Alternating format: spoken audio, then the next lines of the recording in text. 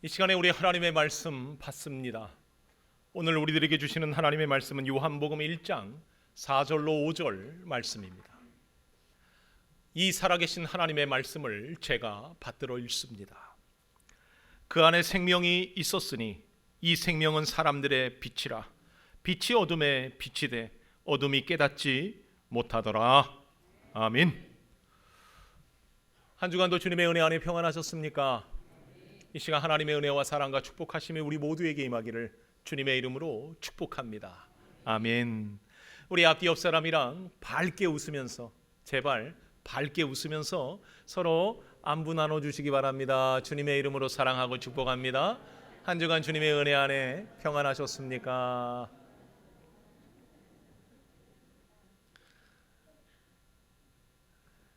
하나님께서 천지를 창조하셨습니다. 여러분 믿으십니까? 하나님의 천지 창조는요, 무에서 유를 창조하시는 엄청난 일들입니다. 하나님께서 천지를 창조하셨을 적에 가장 중요한 근간이 여러분 뭐라고 생각하십니까? 어떤 분들은요, 이런 생각 가질 수 있습니다. 저 아름다운 대자연이 하나님의 창조의 근본 아니겠습니까? 얼마나 아름답습니까? 그죠? 요즘 날씨가 많이 춥지만 하나님이 만들어 놓은 이 모든 천지는요, 정말 아름다운 조화를 이루고 있습니다. 인간이 잘못 사용해서 이런 거 아닌가라는 마음도 있지만, 그럼에도 불구하고 가장 하나님은요, 선하고 아름다운 것들을 창조해 내셨습니다. 여러분 기회가 되시면요, 이 산 위에만 올라가 봐도요, 여러분 얼마나 아름답습니까? 해 뜨는 모습을 바라보면요, 마음이 뭉클합니다. 뭉클합니다? 맞지요? 해지는 모습을 봐도 숙연해집니다. 야, 이 대자연이 이렇게 아름답게 조화를 이루어 살아가고 있구나. 이 대자연이 여러분 창조의 근간이라 생각합니까? 아니면 생명일까요? 여러분 작은 식물도요, 꽃을 필 때 얼마나 아름답습니까? 그죠? 길거리 걸어가다 여러분 조금 있으면요, 봄이 옵니다. 할렐루야. 안 올 것 같이 춥지만 봄 옵니다. 저 얼어붙은 땅에도요, 작은 싹이 올라와서요, 그 싹 위에 꽃이 피면요, 얼마나 아름답습니까? 그죠? 우리의 바쁜 걸음을 멈추게 하고 그 꽃을 보게 합니다. 그 꽃을 보면요, 와, 세상을 다 얻은 것처럼 아름다움을 경험하게 되지요. 여러분 그것이 근간일까요? 여러분 동물들 보세요. 사람은 그렇지 않은데 동물들은요, 참 인간에게 많은 것들을 줍니다. 그죠? 여러분 애완동물 키우는 분들 많지요? 그들은요, 늘 사람들에게 기쁨을 줍니다. 그래서 많은 사람들이 더 좋아하는 거 아닌가? 동물들에게 있습니까? 아니면 창조의 최절정이라고 얘기하는 인간에게 있다고 여러분 생각하십니까? 인간이 얼마나 위대합니까? 얼마나 대단한 그러한 존재입니까? 하나님의 창조가 도대체 어디에 근본이 있고 어디가 가장 중요하다고 여러분 생각하십니까? 성경은요, 우리들에게요, 하나님께서 창조하셨을 때 가장 중요하게 하나님께서 모든 창조의 기본이 되게끔 한 것은 사실은 대자연이 아닙니다. 생명에 있지 않습니다. 어디에 있는 줄 아십니까? 빛에 있습니다. 무슨 말입니까? 하나님은요, 가장 중요한 것을 가장 먼저 만드셨습니다. 제일 먼저 만드신 게 뭐예요? 빛입니다. 하나님께서 천지를 창조하셨을 적에 어둠 컴컴한 깊은 흑암 가운데 살아 숨쉬는 것들을 먼저 만들지 않으셨다라는 겁니다. 빛 가운데 하나님 태초에 빛을 만드셨습니다. 그리고 빛과 어둠을 나누시고, 그리고 그 가운데 살아 생동하는 모든 것들을 만들어 내셨다라는 걸 우리는 성경을 통해 알 수 있습니다. 그렇기에 빛은 모든 생명의 기본 전제입니다. 빛은 바로 창조의 중심, 생명, 그 안에 생명이 담겨져 있다라는 겁니다. 여러분 그렇다면 빛이 생명이라는 말 여러분 동의하십니까? 이해하십니까? 이걸 의심하는 사람들이 많아요. 그래서 많은 사람들이요, 진짜 빛이 생명인가? 이걸 실험했던 사람들도 있다라는 거 여러분 알고 계십니까? 한 생명학자들이요, 빛이 없을 때 빛이 완전히 차단되면 식물과 동물과 사람에게 어떤 영향을 끼칠까 궁금해서 그것을 실험한 사람들이 있습니다. 여러분 어떤 결과가 나왔을 거라 생각합니까? 맞습니다. 여러분들이 지금 생각하는 그 결과가 나왔습니다. 어떤 결과예요? 식물을 완전히 차단하고 한번 빛을 완전히 없애버리니까 식물이 어떤 현상을 나타냈을까? 여러분, 우리가 상상한 대로입니다. 먼저는 엽록소 생성을 중단합니다. 뭔 말인지 아십니까? 옛날에 이거 공부 잘했으면 이거 알아. 그죠? 또 하나, 잎의 황화 작용이 멈춰버립니다. 더 나아가서는 어떤 일이랍니까? 성장이 멈춰버렸다라는 겁니다. 제가 있어 보이기 어려운 말로 표현했지만 쉽게 얘기하면 뭐예요? 죽어버렸다는 얘기입니다. 빛 안 주니까 어떻게 됐다고요? 죽어버렸다고. 말라 비틀어 죽어버렸다. 이걸요 동물과 사람에게도 동일하게 실험한 사람들이 있습니다. 프랑스 지질학자 시셀 사프로와 독일 막스 프랑크 연구소에서는요 일정 시간 외부와 일정 완전한 빛을 차단한 동굴에서 이 실험을 감행하였습니다. 그래서 어떤 현상이 나타나는지 스스로를 확인하며 보도한 바 있는데, 여러분 놀랍게도요 그들에게 나타나는 현상들이 공통적인 현상이 나타났는데, 가장 먼저는요 빛이 완전히 차단된 가운데 있음에도 불구하고 그 안에 있는 사람들이요 빛의 형상, 빛의 움직임을 보았다라고 말하는 시각적 환각 증세가 나타났다고 합니다. 빛이 없는데 빛을 봤다라는 얘기예요. 분명히 빛이 없는데 자신은 빛을 보고 있다고 얘기하는 거예요. 이런 현상이 먼저 나타났다고 합니다.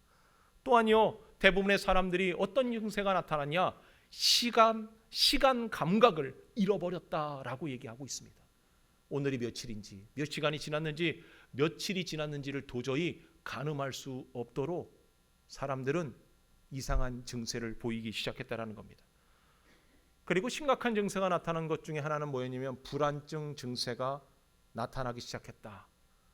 그리고 더 나아가서는요 면역증 기능 저하 현상이 나타나서 그 실험을 도저히 이어가지 못하고 중단하였다라고 말하고 있습니다.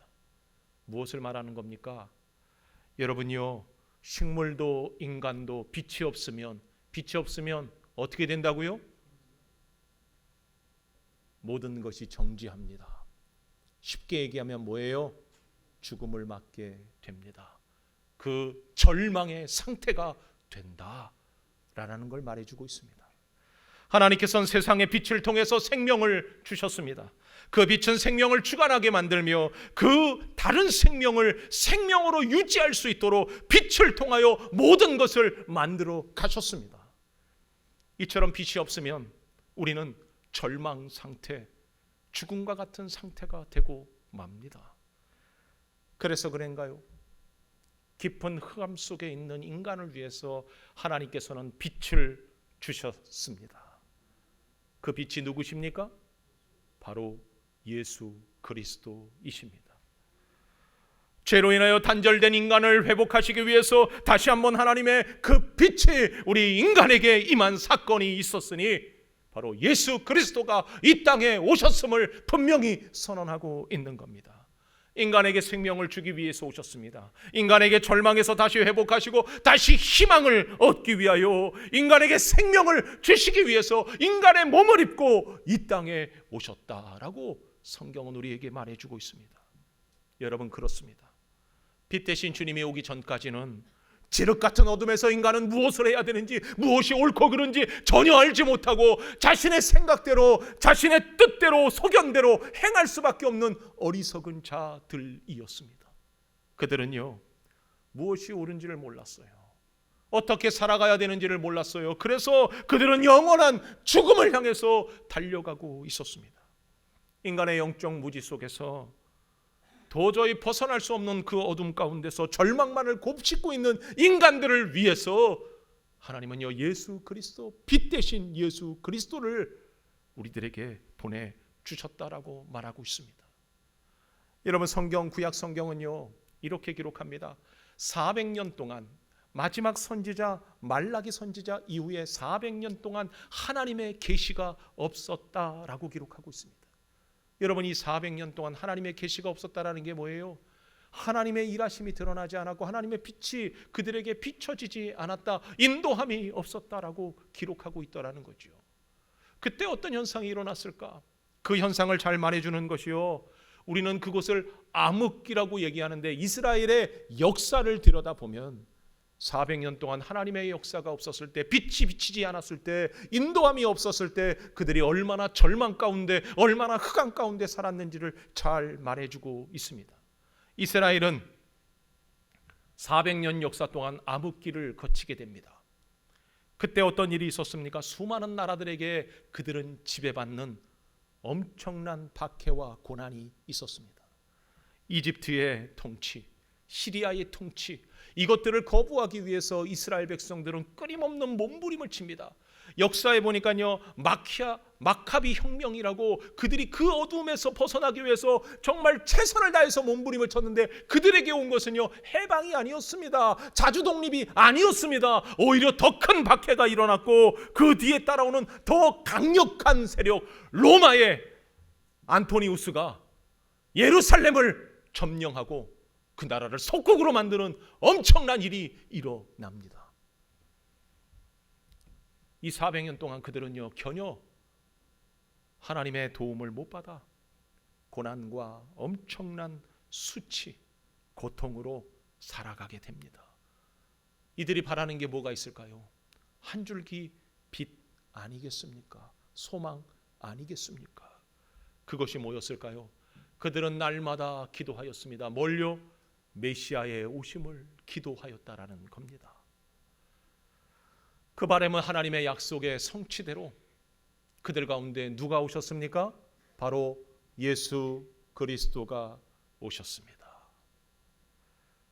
참빛인 예수께서 그 땅을 비출 때 바로 하나님의 언약이 이루어졌으며 그들은 드디어 그 수치와 고통에서 벗어날 수 있는 하나님의 놀라운 은혜가 임했다라는 겁니다. 예수님은 절망 속에 살고 있던 인간에게 오셔서 희망으로 그들을 비추셨고 혼돈과 죄악으로 헤매고 있는 이들에게 길이요 진리요 생명임을 드러내셨습니다. 빛이 이 세상에 와서 세상을 비추니 많은 사람들이 그 빛으로 인하여 기뻐하고 환영하며 예수님을 따랐을 것 같았는데 성경은 뭐라고 얘기하고 있습니까?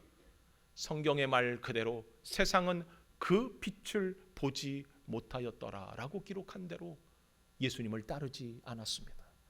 오랜 시간 어둠을 쫓다 보니 그들은 빛으로 오신 예수님을 알아보지 못했습니다.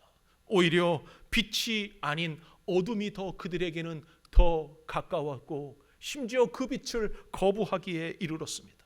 어둠에 익숙해지면요, 빛을 볼 수 없기 마련이지요. 오랜 좌절 속에, 오랜 죄악과 흑암 속에 살던 이들에게 빛이 빛으로 보이지 아니하고 오히려 그들은 어둠을 더 따르게 되었다라고 모든 성경은 이야기해 주고 있습니다. 여러분, 어둠을 따랐던 자들이 누가 있습니까? 성경은 그들을 사두개인들이라고 말합니다. 그들은 이스라엘의 정치 지도자들이었습니다. 바른 빛으로 인도하여야 했건만 그들은 권력의 달콤한 맛에 빠져서 의를 드러내기보다는 자신들의 배를 채우고 끊임없이 권력의 늪으로 빠져들어가며 그들은 하나님 앞에 죄악을 저지르고 말았습니다. 어떤 이들은 빛에 대해 무관심한 자들도 있었습니다. 그들이 바로 바리새인들이었습니다. 그들은 이스라엘의 정신적 지도자들이었습니다. 그럼에도 불구하고 말씀의 성취 메시아를 그들이 가르치고 알리며 보였어야 했는데 그들은 오히려 자신들이 빛이라고, 자신들이 스스로 의롭다 말하며 자신들을 따라야지 왜 빛을 따르냐고 박해하고 방해하며 결국 어둠을 흉내내는 죄악의 모습을 일삼았던 자들이었습니다.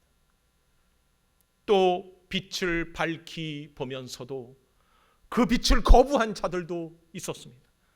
그들이 누구였습니까? 제사장들이었습니다. 종교 지도자들이었다라는 거죠. 그들은 하나님의 성전을 중심으로 살았지만 결코 하나님을 예배하지 않았습니다. 누구를 예배했습니까? 자신들의 삶을 예배했고 자신들의 욕망을 예배했으며 자신들이 예배를 드리면서도 전통만을 자랑하는 형식과 화려한 재물의 눈이 어두워서 자신들의 배를 채우는 일에 급급한 자로 살아갔더라는 겁니다. 이 세 부류의 사람들은 끊임없이 스스로의 힘, 스스로의 의, 스스로의 영광에 도취된 자들이다 라고 말해주고 있는 겁니다. 그래서 그들은 빛을 보지 못했습니다. 그들 모두는 빛이 없어 절망 가운데 죽어가고 있음에도 자신들을 들여다보지 못하고 오히려 자신들을 따르는, 의를 따르고 있는 사람들을 더 어둠으로, 절망으로, 죽음으로 몰아가는 그러한 일들을 서슴지 않고 행하였던 겁니다. 하지만 빛은 결코 감출 수 없었습니다. 지륵같이 어두운 그 어둠 속에서도 빛은 발하기 마련입니다. 세상이 아무리 어둡다 하더라도, 절망 가운데 있다 하더라도 빛은 결코 그 빛을 잃지 않습니다. 이제 작은 불빛 하나였던 예수 그리스도께서 지독한 어둠을 가르고 절망 가운데 있는 자들을 구원하는 일들을 이루어 내셨습니다. 성경은 우리에게 그걸 그대로 가르치고 있습니다. 마가복음 8장 22절로 26절에 보면 예수님께서 벳세다에서 맹인 한 사람을 고치는 사건을 기록하고 있습니다. 예수님께서 앞을 못 보는 맹인의 손을 붙들고 마을 밖으로 인도하십니다. 아무것도 볼 수 없어 정말 어둠 가운데 있는 자를 손수 인도하셔서 그의 눈에 침으로 진흙을 이겨내서 그의 눈에 바르고 그에게 안수하십니다. 그러면서 그의 눈을 고치시는데 무엇이 보이느냐 물어보시는 거죠. 그때 그는요, 희미하게 열린 눈으로 그가 하는 말은 나무 같은 것들이 걸어가는 것이 보입니다 라고 말합니다. 그때 예수님께서는 다시 한번 그 맹인의 눈을 안수하시면서 그의 눈을 온전하게 만들어 주십니다. 예수님께서 맹인의 눈을 열었을 때 그 맹인은 분명하게 세상을 볼 수 있었고 빛 대신 예수님으로 인하여 그의 삶이 바뀌었음을 성경은 우리들에게 말해주고 있는 겁니다. 여러분, 그렇습니다. 예수님은 그저 와서 그저 자신의 욕망과 자신의 의의를 드러내는 것이 아니라 빛으로서 우리의 눈을 밝히시고 죄악에서 벗어나서 하나님의 자녀로 빛 가운데 살아가도록 생명을 나눠 주셨다라고 기록하고 있습니다. 그 빛이 지금도 우리를 향해 비치고 있음을 여러분 믿으시기를 바랍니다. 우리가 사망의 음침한 골짜기를 다니고 있습니까? 길이 보이지 않는 깊은 절망 가운데 빠져 있습니까? 그러나 주님의 빛은 우리가 어둠에 매이지 아니하도록, 우리가 인생에서 절망을 경험하지 아니하도록 끊임없이 우리를 빛 가운데로 인도하시며 그 빛된 삶을 통하여 우리에게 생명을 주고 있음을 여러분 잊지 않기를 바랍니다. 성경은 그 빛된 삶을, 그 빛된 예수님을 만난 인생을 기록해내고 있습니다. 그들이 어떤 빛을 만났기에 어떤 삶을 살았는지를 우리에게 끊임없이 가르쳐주고 있습니다. 대표적인 인물이 사도 바울 아니겠습니까? 사도 바울은 3차 전도여행을 마치고 예루살렘으로 돌아왔건만 그를 시기하는 유대인들에 의해서 그는 죽을 고비를 맞게 됩니다. 흥분한 유대인들이 그를 죽이려 할 때 로마 군대가 그를 구해주는데, 구해주고 나서 자신이 유대인들 앞에서 발언할 수 있는 기회를 얻게 됩니다. 여러분, 그때 그는요, 히브리 말로 그 유대인들에게 말할 때 자신을 변명하는 말, 율법을 해석을 통해서 자신이 왜 이런 삶을 살았는지, 그리고 자신의 어떤 당당함, 의로움, 자신의 억울함을 밝히는 일에 그가 그 기회를 사용하지 아니하고 오직 그 기회를 뭐에 대해서 얘기합니까? 빛 대신 예수님을 만난 사건을 그가 고백합니다. 그가 다메섹 도상으로 가고 있을 때 빛 대신 예수님께서 그를 비춰서 그의 주님의 음성을 그가 듣게 되었다라고 말합니다. 그 빛의 광채로 그는 눈이 멀었지만 하나님의 사람 아나니아의 안수를 통해서 그가 눈에서 비늘 같은 것이 벗겨지고 나서 그가 비로소 빛된 예수님을 만났다라고 그가 고백하고 있습니다. 그는 처음 영적 소경이었을 때, 빛을 만나지 못했을 때 오히려 하나님을 박해하고 예수 그리스도 믿는 사람들을 잡아 죽이는 일을 그가 열심내었던 핍박자였으나 빛된 예수님을 만나고 나니 자신은 이제 핍박자가 아니라 오히려 그 핍박을 감당하는 오히려 고난받는 사도가 되었다라고 그가 그 자리에서 자신의 빛된 예수님의 만남을 고백하였던 겁니다. 여러분, 사도 바울은 다메섹 도상에서 예수님을 만났던 시기를 많은 성경학자들은 AD 34년경으로 추정합니다. 그리고 그가 예루살렘 성전에서 유대인들에게 변명했던 그 시기를 AD 64년, 62년으로 추정하고 있습니다. 무려 30년이 지난 그 세월의 시간을 그는 뭐라고 표현합니까? 내가 예수 만나, 빛된 예수 만나 핍박자여서 나는 이제 고난받는 사도로 변하였다라고 그가 그의 인생의 마지막을 그가 그렇게 고백하고 있더라는 겁니다. 그렇습니다. 사도 바울처럼 빛된 주님을 만난 사람은 변할 수밖에 없는 겁니다. 진정 자신의 의를 위해 살았던 사람이 이제 하나님의 뜻을 알고 빛 가운데서 살아가는 인생이 되었음을 우리는 이 사도 바울의 고백을 통해서 알 수 있다는 겁니다. 여러분, 사도 바울뿐이겠습니까? 어떤 이들은 빛을 잃었다가 다시 찾아냈다라는 그러한 이들의 고백도 등장합니다. 여러분, 그들이 누굴까요? 엠마오로 가던 제자들이었습니다.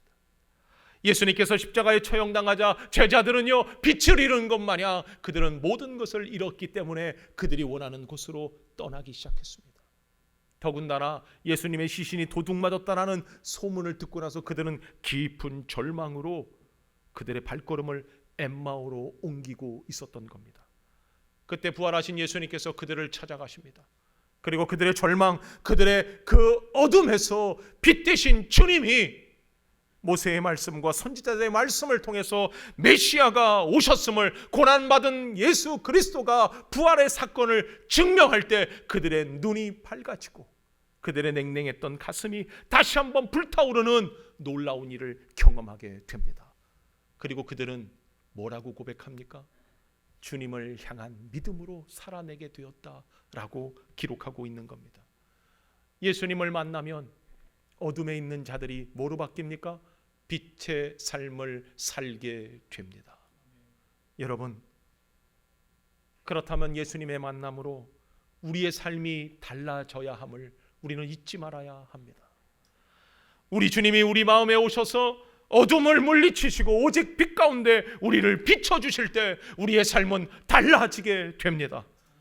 예수님으로 인하여서 우리의 눈이 밝아집니다. 예수님으로 인해서 우리는 하늘 보좌를 보게 됩니다. 예수님으로 인해서 우리는 하늘에 계신 아버지의 사랑을 알게 되며 이로해야 하나님의 사랑을 드러내고 우리가 이 땅에 천국의 비밀을 가지고 살아가는 하나님의 자녀라는 걸 우리는 알게 되어 이제 우리의 삶은 기대하고 기도하며 기다리는 믿음의 자녀들 되는 겁니다. 사랑하는 성도 여러분, 그렇다면 오늘 우리는 빛 되신 주님을 만나야 합니다.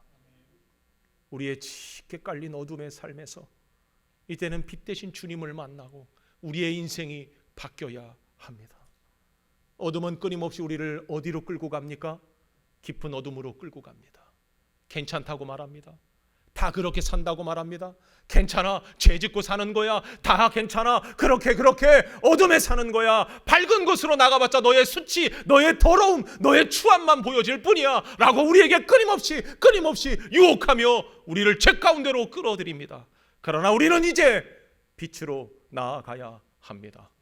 더 이상 핑계도 변명도 더 이상 우리를 죄로 안주하게 하는 모든 것들에서 우리는 거부하며 빛으로 나아가야 할 것입니다. 주님과의 만남을 사모하시기를 바랍니다. 빛을 대신 주님의 만남을 통해 우리의 삶이 밝게 바뀌는 그 변화의 중심에 우리가 서야 할 것입니다. 사랑하는 성도 여러분, 오늘 우리는 2월의 첫날을 맞이하였습니다. 첫날 맞죠? 2월 첫날 맞죠? 여러분, 2월이라는 이 단어가요 라틴어로 페브로 아리우스라는 단어에서 파생되었다고 합니다. 페브로 아리우스라는 이 단어는 원래 가지고 있는 뜻이 정화, 속죄, 씻어냄이라는 단어입니다. 그래서 전통적으로 2월 달에는 모든 사람들이 어떤 달로 여깁니까? 정화의 달. 무슨 달이요? 정화의 달. 그리고 뭐요? 속죄와 씻음의 달로 여기며 이 2월 달을 살아냈습니다. 더군다나 우리 그리스도인들에게는요, 고난주간의 첫째 날이 바로 2월 18일, 구정이 끝난 바로 수요일, 이 날이 제의 수요일로 고난절의 시작을 알리는 날이 있기도 합니다. 그래서 우리는 2월달 어떤 삶을 살아내야 됩니까? 빛 대신 예수 그리스도를 만난 사람들은 우리는 깨끗함을 얻는 달, 나를 다시 한번 씻고 정화하여서 나를 새롭게 변화시키는 바로 시작점이라는 걸 우리는 잊지 말아야 할 것입니다. 여러분, 이 2월 달의 시작을 빛 대신 예수님과 같이 한 걸음 한 걸음 내딛기를 주님의 이름으로 축복합니다.